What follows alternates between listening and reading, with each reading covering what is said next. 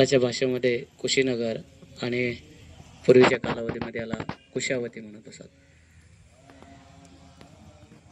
या ठिकाणी सम्यक संबुद्धाने अंतिम उपदेश केला. शेवटचा उपदेश या ठिकाणी उपदेश केला आणि सम्यक संबुद्धाने आपलं शरीर त्यागलं.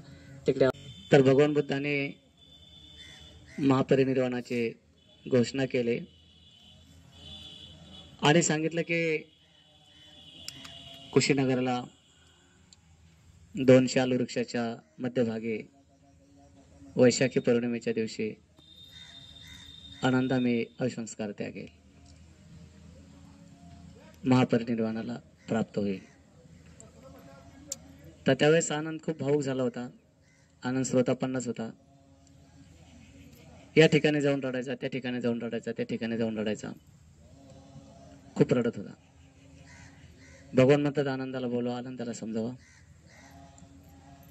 आणि आनंदाला समजून सांगितलं की तथागताने हा सर्व उपदेश केलेला आहे की सर्व संस्कार अनित्य आहेत, बदलणारे आहेत. वै धम्मा संखारा अपमादेन संपादेत. तर आनंद तू या गोष्ट समजली पाहिजे की भगवान महापरिनिर्वाणाला प्राप्त होणारच होते. आनंद समजला गेला, त्यामधून वरती आला आणि मग भगवंताला तो विनंती करतो, तो याचना करतो की बनते मग हे कुशीनगर, इथे काय आपले जास्त उपासक नाही आहेत. हे श्रावस्ती आहे, हे अन्य अन्य नगर आहेत मोठमोठाले, या ठिकाणी आपले खूप मोठे उपासक आहेत.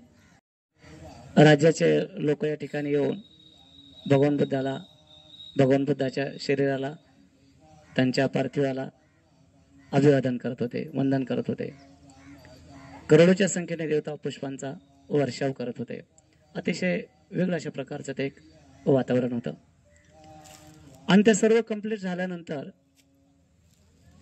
मग हे कुशीनगराचे मल्ल लोक तथागताच्या त्या चितेला अग्निसंस्कार करू लागले, पेटू लागले. ते पेटत नव्हते. त्यानंतर एक घटना घडली की या वैशालीला निगडनाथ पुत्राचा जन्म झालेला असं म्हणतात आणि त्यांचं या भागामध्ये खूप प्रसिद्ध होतं. तर त्याचा एक निगंठनाथ पुत्राचा एक शिष्य नग्न आजीवक की तो पावाला गेला आणि त्यावेळेस महाकाश्यप नावाचे भंतेजी पावाला होते, त्यांच्यासोबत 500 भंतेजी होते. आणि त्या ठिकाणी गेल्यानंतर हे अन्य संप्रदायाचे जरी परिव्राजक होते तर एकमेकाला कुशलक्षम विचारत होते, आपण खुशाली म्हणतो. तर तशा प्रकारे मग तो पावाला आला तिथे, तर महाकाश्यप भंतेजीने त्याला विचारलं, म्हणतात आयुष्यमान आमचे शास्त्र कसे आहेत, खुशाली विचारले. तर त्यावेळेस तो म्हणतो की म्हणते तुम्हाला माहिती नाही. तो नाही, मला नाही माहिती. शास्त्राने शरीर त्यागलं, ते महापरिनिर्वाणाला प्राप्त झाले. जसे ही बातमी त्याच्याकडून कळाले की त्याने तथागताने शरीर त्यागलं, ते महापरिनिर्वाणाला प्राप्त झाले, तर जे जे भिक्षू अरंत झाले नव्हते तर ते भिक्षू आपलं शरीर जमिनीवरती टाकून धडधडा रडू लागत होते, रडू लागले. शास्ता गेले आमचं कसं, शास्ता गेले आमचं कसं. जे हरण झाले नाही ते, आणि जे हरण झाले होते ते सवेगाला प्राप्त झाले आणि त्यांना समजत होते आयुष्मानांनो एक दिवस शास्ता जाणारच होते, एक दिवस भगवान जाणारच होते. तुम्ही शोक करू नका, तुम्ही विलाप करू नका, अशा प्रकारचं त्यांना समजावत होते. मग अशा प्रकारचं ती बातमी मिळाल्यानंतर मग महाकाश्यप भंतेजी या 500 भंतेजींना सोबत घेऊन मग इकडे कुशीनगराकडे ते यायला सुरुवात करतात. तर त्यांना येण्यासाठी 7 दिवस लागतात कुशीनगरला, इथे यायला. या भूमीवरती आपण बसलेलो, हा स्तूप त्याच्यावरतीच निर्माण केलेला आहे, याच भूमीमध्ये. मग ते इथे आल्यानंतर भगवंताचं शरीर त्या पेटीमध्ये ठेवलेलं आहे, त्याला 500 कपड्यांना लपटलेलं आहे. ते पेटी धातूची आहे, ती पूर्ण बंद आहे. खाली लाकडं आहेत, मध्यभागी पेटी आहे, वरून लाकडं आहेत, दोन्ही बाजूनी लाकडं रचलेले आहेत, सरण म्हणतो आपण तशा प्रकारचा, ते सर्व पॅक आहे. असं असताना ज्यावेळेस महाकाश्यप पंतजी इथे आले आणि त्यांनी भगवंताच्या शरीराला 3 प्रदक्षिणा केल्या आणि पायथ्याशी येऊन उभे राहिले. जसे ते पायथ्याशी येऊन उभे राहिले तर तसेच भगवंताचे पाय त्या पेटेतून, त्या लाकडातून, त्या सरणातून बाहेर आले. महाकाश्यप पंतजींनी पायाला स्पर्श करून 3 वेळेस अभिवादन केलं. ही घटना आपल्या पाली साहित्यामध्ये खूप चांगल्या प्रकारची ऑथेंटिक साहित्यामध्ये वर्णित आहे. हे जे घडलं तर ते इथेच घडलेलं, याच भूमीमध्ये जिथे आपण बसलेलो आहोत तिथे. सर्वांनी साधुवाद द्यायचा. ह्या घटना क्वचित आणि खूप मोठ्या महापुरुषांच्या बाबतीमध्ये घडतात. महाकाश्यप पंतजींनी भगवंताचे चरण स्पर्श करून आपला माथा त्यांच्या चरणावरती ठेवला, 3 वेळेस अभिवादन केला आणि ऑटोमॅटिक पाय ते मध्ये चालले गेले. जसे ऑटोमॅटिक पाय मध्ये चालले गेले तर त्या पूर्ण चितेला कोणीच अग्निदान दिलं नाही. 4ही दिशेने चिता ऑटोमॅटिकली पेट घेतला. हे इथंच घडलेलं आहे. ऑटोमॅटिक 4ही दिशेने कोणीच पेटून दिलं नाही, ऑटोमॅटिक पेटले. आणि ही अशा प्रकारची घटना इथे झाल्यानंतर मग भगवान बुद्धाच्या अस्थीचे आम्हाला अवशेष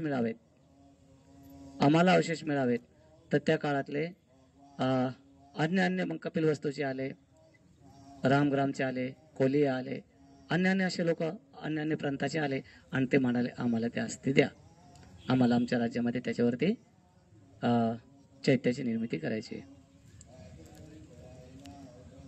आणि त्यानंतर मग झगडे होण्याची वेळ आली तर त्यावेळेस मग एका व्यक्तीने मध्यस्थी केली आणि त्याने सांगितलं की या संपूर्ण अस्थि धातूचे आपण 8 भाग करू. तुम्ही 8 लोक आहेत ना, याचे 8 भाग करू आणि समान सर्वांना वाटून देऊ. आणि कोणत्याच एका व्यक्तीचा, कोणत्याच एका राज्याचा त्याच्यावरती अधिकार नसेल, हा सर्वांचा असेल, सम्यक संपत्ती सर्वांची आहे. सर्वजण ऍग्री झाले, कलह होणं बंद झाला, झगडे होणं बंद झाले आणि त्या अस्थी सर्वांना देण्यात आल्या. मग पाठीमागे राख राहिलेली होती. मग ज्या व्यक्तीने मध्यस्थी घडून आणली होती त्याने त्या राखेचा स्वीकार केला, तो 9वा भाग, आणि त्याने त्याच्या प्रांतामध्ये जाऊन त्या राखेवरती चैत्याची निर्मिती केली. ही घटना, हा प्रसंग या ठिकाणी घडलेला आहे की ज्या ठिकाणी सम्यक संबुद्धांनी शरीर त्यागलं. आपण पाहतो की हे महाकाश्यप पंतजीच्या बाबतीमध्ये काऊन झालं असं होणं थोडस का कधी कधी आपल्याला पटेल की नाही पटेल सांगता येत नाही. परंतु सर्वसामान्यांच्या बाबतीमध्ये जे नियम लागू असतात तर तेच नियम खूप मोठ्या उंच अवस्था प्राप्त असलेल्या महापुरुषाच्या बाबतीमध्ये नाही लागू होत, त्यांच्यासाठी नाही लागू होत, ते बाकीच्यांसाठी ठीक आहे. म्हणून जे महापुरुषांचे जे 32 लक्षण आहेत तर त्यापैकी असं 2 ठिकाणी उल्लेख आहे. एका ठिकाणी 7 लक्षणं महाकाश्यप पंतजीला प्राप्त होते, काही ठिकाणी असं म्हटले की 11 लक्षणं त्यांना प्राप्त होते. काही ठिकाणी 120 वर्षापर्यंत ते जिवंत राहिले आणि काही ठिकाणी 150 वर्षापर्यंत राहिले, असा 2 ठिकाणी उल्लेख आहे महाकाश्यप पंतजीचा. आणि त्यानंतर पुढे चालून ज्यावेळेस भिक्खू संघामध्ये थोडसा एक विस्कळीतपणा निर्माण झाला तर याच महाकाश्यप पंतजीच्या अध्यक्षतेखाली पहिली धम्मसंगीनी भरवण्यात आली आणि त्या पहिल्या धम्मसंगीनीमध्ये धम्म आणि विनय यांचं संगायन करण्यात आलं. आत्ताच जर हे भिक्षू असे करू लागले तर मग पुढे भगवंताच्या वचनाचं काय होईल. म्हणून अनंतांना सोबत घेऊन त्याच्यामध्ये धम्म आणि विनय याचं संगायन करण्यात आलं. त्यामध्ये आनंदाने धम्म सांगितला आणि उपालीने विनय सांगितला.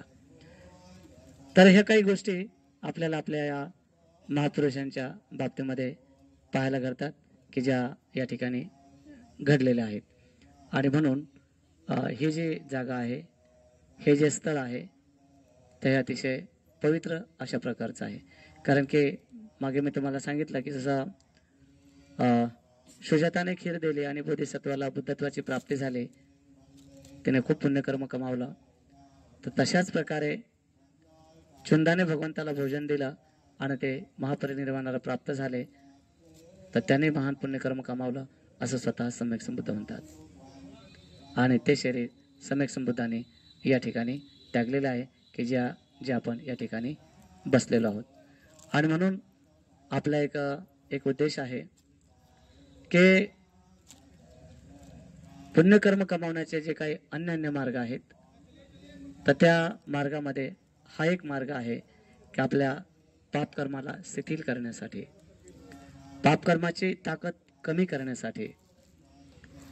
आपण पाहतो की एखाद्या व्यक्तीच्या बाजूने कोणीच नाही आहे, तो एकटाच आहे, आणि त्याला मारण्यासाठी कोणी एक व्यक्ती समोरून आला, तर त्याच्यासोबत कोणीच नाही आणि त्याच्या हातामध्ये शस्त्र आहे, तर तो याला मारू शकन, है की नाही?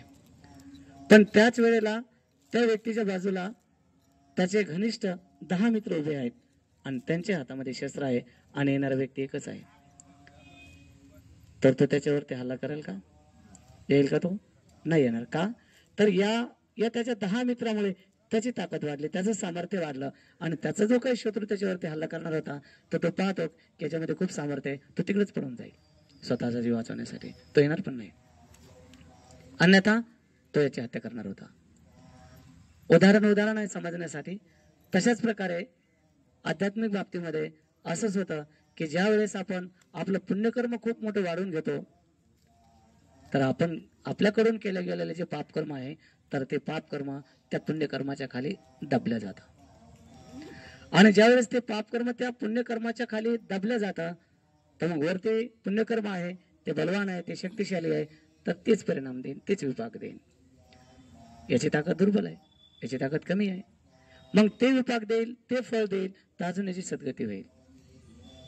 मग तो देवतांच्या भूमीमध्ये उत्पन्न होईल किंवा मानवाच्या भूमीमध्ये उत्पन्न होईल, पण ते नष्ट झालेलं नाही आहे. जे पापकर्म केलेलं आहे ते नष्ट झालेलं नाही आहे, ते फक्त दबलेलं आहे,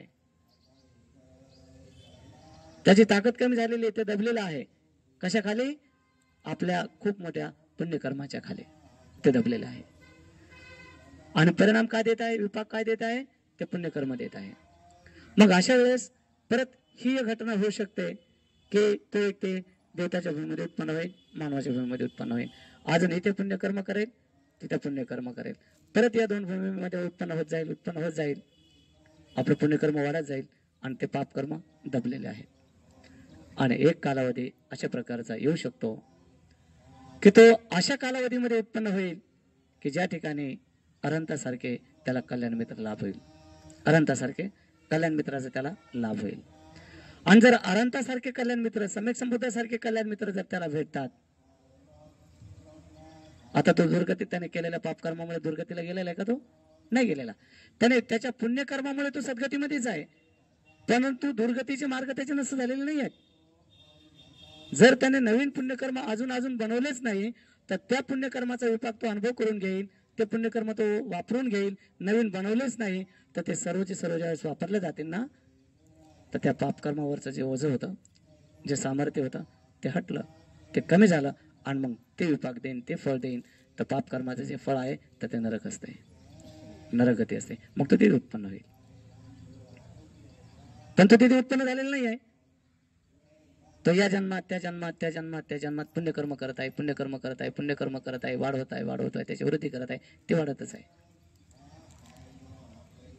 आणि मग तो अशा कालावधीमध्ये उत्पन्न होतो की ज्या कालावधीमध्ये सम्यक संबुद्ध आहेत. मग त्या ठिकाणी उत्पन्न झाला, सम्यक संबुद्धाच्या कालावधीमध्ये उत्पन्न झाला, भगवान त्याला उपदेश करत आहेत, किंवा भगवंताचे अन्य जे भिक्षू आहेत की जे चांगल्या अवस्था प्राप्त आहेत, ते त्याला उपदेश करत आहेत, ते त्यांना दान करत आहेत, त्यांना त्याग करत आहे त्यांच्यासाठी.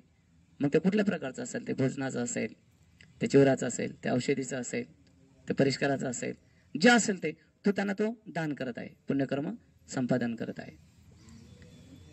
आणि मग काळ वेळ पाहून मग त्याला विद्या मिळते. मग त्याला विद्या मिळाली, त्या विद्याचा तो अभ्यास करत आहे. तर सर्वात अगोदर मग त्याला तो त्यागामध्ये प्रतिष्ठित झाला, तो दानामध्ये प्रतिष्ठित झाला. त्याच्यानंतर मग त्याला शिलामध्ये प्रतिष्ठित केला. तो शिलामध्ये प्रतिष्ठित झाला, त्याच्यानंतर मग त्याला प्रज्ञेमध्ये प्रतिष्ठित केला. तर पाहता पाहता त्या व्यक्तीचे नरकामध्ये घेऊन जाणारे जे कर्म अगोदर त्याने बनवलेले होते ते कर्म आता नष्ट होत आहेत. खीनंग पुराणंग नवंग नत्ती संभवंग विरक्त चित्ता आयतिके भवस्मी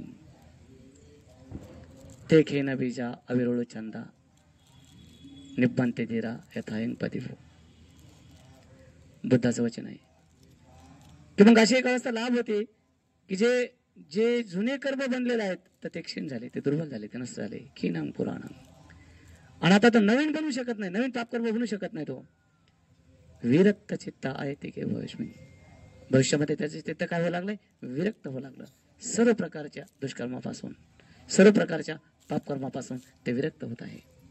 आणि पाहता पाहता तो व्यक्ती अरण झाला, मुक्त झाला.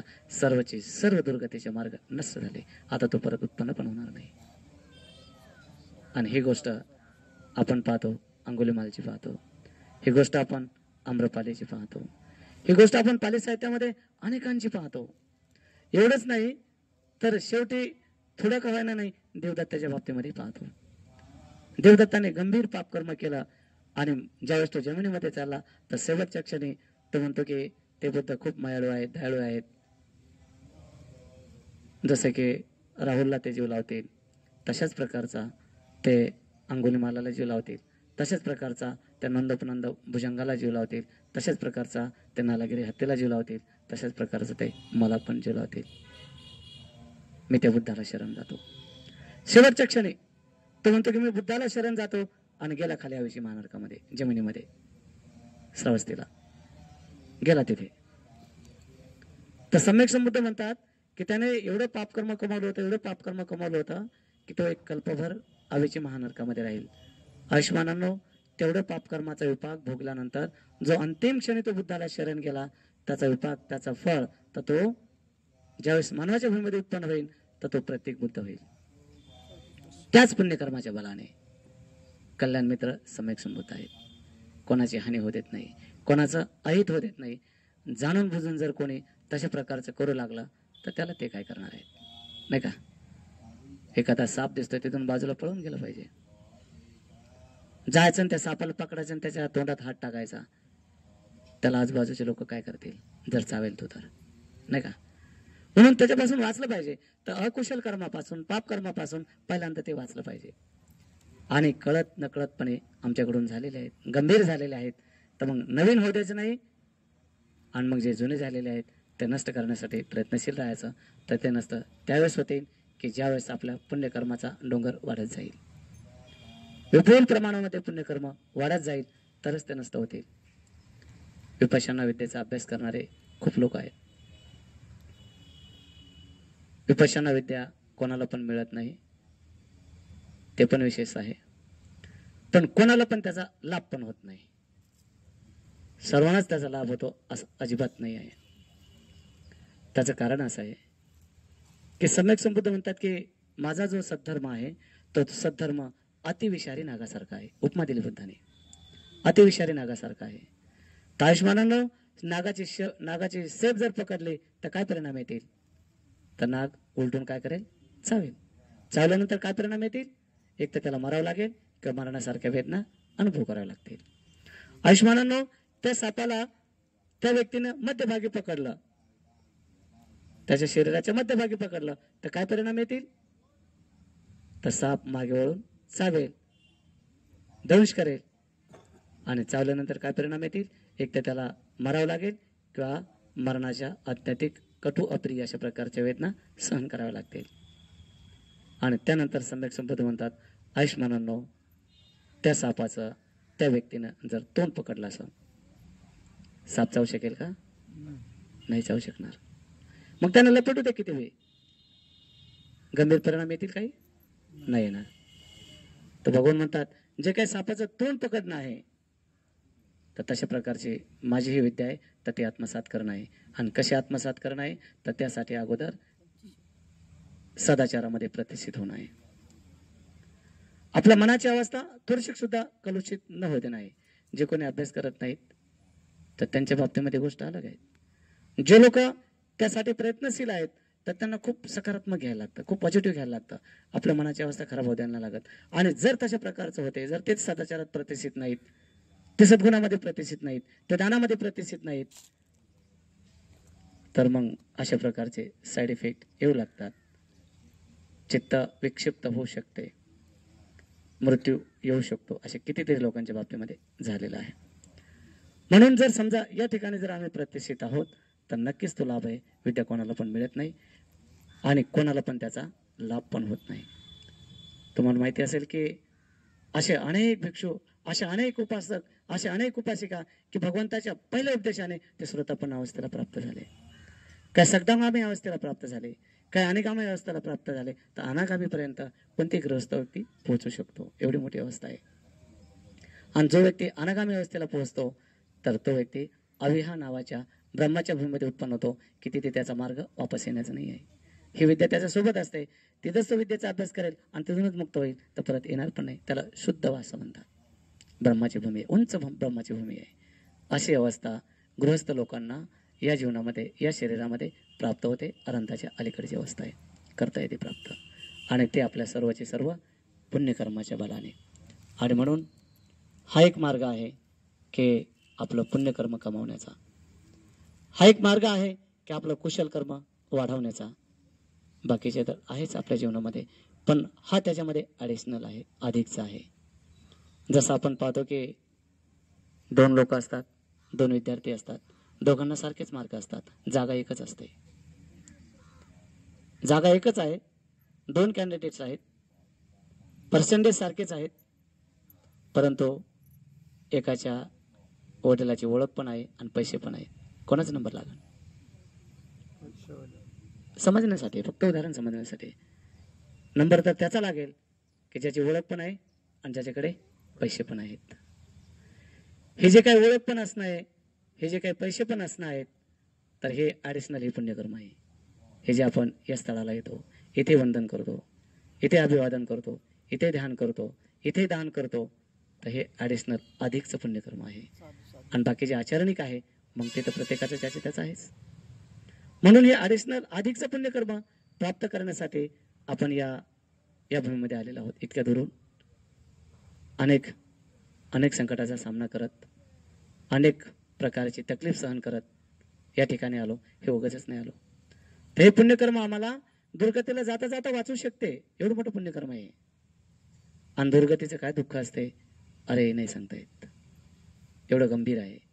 आणि एकदा माणूस त्याच्यामध्ये पडला, त्याच्यातून कधी वरती येईल नाही सांगता येत. म्हणून ती वेळच येऊ नये. ती वेळ येण्याच्या अगोदरच ते नष्ट झालं पाहिजे. नाही का? समीकरण असं आहे आरोग्य खात्याचं की कोणता आजार होऊन तो दुरुस्त करण्यापेक्षा तो आजारच होणार नाही याची दक्षता घेतली पाहिजे. आजारच नाही झाला पाहिजे, तर दुर्गतीला जाण्याची वेळच नाही आली पाहिजे. तर त्यासाठी हे पुण्यकर्म संपादन केलं पाहिजे, हे पुण्यकर्म कमावलं पाहिजे. आणि म्हणून वारंवार कोणतेही भिक्षू असो तर ते वारंवार ह्या 2-3 गोष्टी सांगतात. दान करा, समाधीचा अभ्यास करा आणि शीलाचं पालन करा. कोणते भिक्षू असो प्रथमतः ह्या गोष्टी सांगतात. आणि ह्या काऊन सांगतात की स्वतःला लाभ मिळावा असं कोणाला वाटू शकते. पण सम्यक संबुद्ध म्हणतात की जोपर्यंत कोणी व्यक्ती याच्यामध्ये नाही प्रतिष्ठित होत ना, तो त्याला पुढच्या गोष्टी लाभच नाही. त्याने किती साधना करू द्या, तो यंत्र बनेल. आणि असा यंत्र बनेल की इतरांना सुद्धा जर बोललं तर ते सहन करू शकतात. त्याला एक शब्द बोललं तो सहन नाही करू शकणार. त्याच्यामध्ये खूप जास्त चिडचिडपणा निर्माण झालेला पाहायला मिळेल. आपण कितीतरी पाहतो. पण त्याच्याने 60 शिबिरे केलेत, 50 शिबिरे केलेत, आणि एक शब्द बोलला की आमच्या साधारण लोकांपेक्षा जास्त उकडते. परिवर्तन नाही, बदल नाही, यंत्र झाला. तो यंत्र झाला. लाभ नाही, काही त्या विद्याचा लाभ नाही झाला. लाभ तर तुम्हाला एकाच शिबिरामध्ये होतो, जर ती विद्या समजते, जर ती विद्या कळते आणि प्रत्यक्ष त्या मार्गावरती आरूढ होतो. तर हे अशा प्रकारचं होण्यासाठी किती अडाणी व्यक्ती असू द्या त्याला ते होते. त्याजवळ पुण्यकर्म आहे. तर तुम्ही त्या पोहण्यामध्ये प्रतिष्ठित म्हणजे PhD केलेले असो, पण प्रत्यक्ष ज्ञान नाही आहे. आणि ज्यावेळेस काळ वेळ येतो तर बुडाल्याशिवाय राहणार नाही. किती व्यक्ती अडाणी असू द्या, त्याला प्रत्यक्ष ज्ञान आहे ते पोहण्याचं, त्याला त्याच्यामध्ये पडू द्या, तो वाचून तीरावरती येऊन जाईल. तर आध्यात्मिक बाबतीमध्ये कोण शिकलेला आहे, कोण आडामी आहे, याचा काही संबंध नाही आहे. निसर्ग हा पाहतो की त्याचं पुण्यकर्म किती आहे, तो सदाचारात किती प्रतिष्ठित आहे, तो दानामध्ये किती प्रतिष्ठित आहे, तो समाधीमध्ये किती प्रतिष्ठित आहे, त्याची मनाची अवस्था कशी आहे, हे निसर्ग पाहतो आणि त्याला अनुसरून त्याची गती ठरली जाते. आणि म्हणून बाकीचे वैयक्तिक जे कर्म असतील ते ज्याचे त्याचे असतील. आपल्यावरती खूप मोठी अनुकंपा बाबासाहेबांनी केली. बाबासाहेबांनी आपल्याला हा धम्म दिला. जर कदाचित हा दिला नसता तर ना जाणो आमच्याकडून अजून किती पापकर्म झाले असते. आणि त्या पापकर्मालाच आम्ही पुण्यकर्म मानलं असतं. की आजही काही लोक प्राण्याचा बळी देतात देवांच्या समोर आणि समजतात की आम्ही पुण्यकर्म करतो. तर अशा प्रकारचं आम्ही समजत राहिलो असतो. पापकर्म हे पापकर्मच आहे, पुण्यकर्म हे पुण्यकर्मच आहे. त्या दोघातला फरक आम्हाला कळला पाहिजे आणि तो कळण्यासाठी बाबासाहेबांनी आम्हाला बौद्ध धम्म दिला. प्रचंड बाबासाहेबांच्या प्रती आम्हाला कृतज्ञता असली पाहिजे. ते आम्हाला कोणत्या दिशेला घेऊन जाऊ शकत होते, आम्ही त्यांच्या मागे गेलो असतो, पण बाबासाहेबांनी तसं नाही केलं. योग्य दिशेने घेऊन गेले, बुद्धाच्या दिशेने घेऊन गेले. आध्यात्मिक मार्गाने जाल, सर्व प्रकारचे दुःखातून मुक्त व्हाल. जरी तुम्ही समाधीचा अभ्यास केला नाही तरी तुमचा वर्तमान काळ निश्चितच सुधारतो.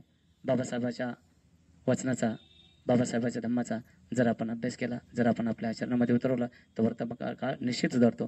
ज्याचा वर्तमान काळ सुधारतो त्याचा भविष्य सुधारतो. आणि म्हणून या वचनाला अनुसरून आपण हे आधीच या ठिकाणी पुण्यकर्म कमावलेलं आहे. बुद्धाची जी महापरिनिर्वाणाची जी मूर्ती आहे तर ते साईडला दुसरीकडे आहे. त्या ठिकाणी कुठल्या प्रकारची वंदना नाही होणार. तिथं तसं अलाउड पण नसणार आहे. त्या ठिकाणी ज्यांना ज्यांना अंगावरती वस्त्र टाकायचे बुद्धाच्या ते टाकू शकतात, ज्यांनी घेतलं ते. मी कोणाची श्रद्धा मोडलेली नाही आहे, पण ते जे आम्हाला ते तसं करायचे करू शकता, तो तुमचा भाग आहे. 2 मिनिट ठेवलं ना ठेवलं लगेच ते वस्त्र काढून घेतले जाते. आणि जी मूर्ती बनवली जाते त्या मूर्तीला अगोदरच त्या धातूचंच वस्त्र असते. त्या मूर्तीला अगोदर धातूचंच वस्त्र असते.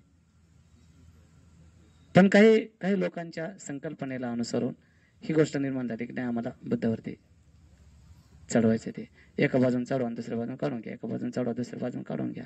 हे काय आहे? तुमची श्रद्धा आहे, तुम्ही जरूर त्या ठिकाणी चढवा, काही विषय नाही आहे. तेवढा कालावधी आपल्याला तिथे कमीत कमी तेवढा तो होईल आणि तिथून लगेचच आपल्याला निघून जायचं आहे. आपलं भोजन तयार झालेलं असेल, भोजन झालं की आपल्याला नेपाळमध्ये जायचं आहे.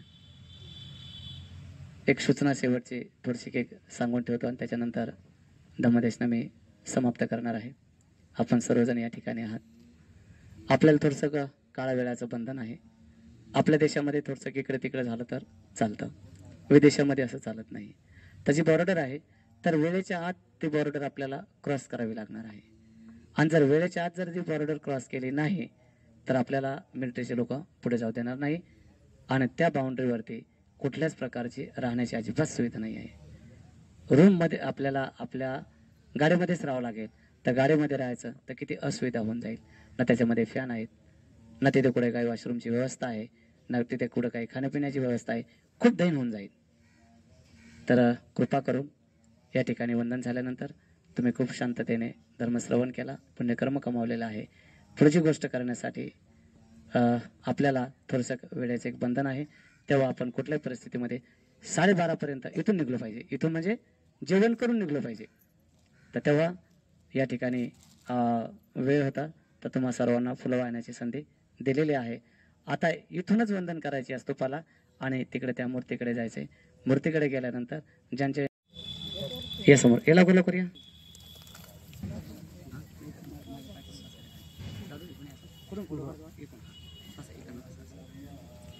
बसा खाली, मागे पाय करून बसा.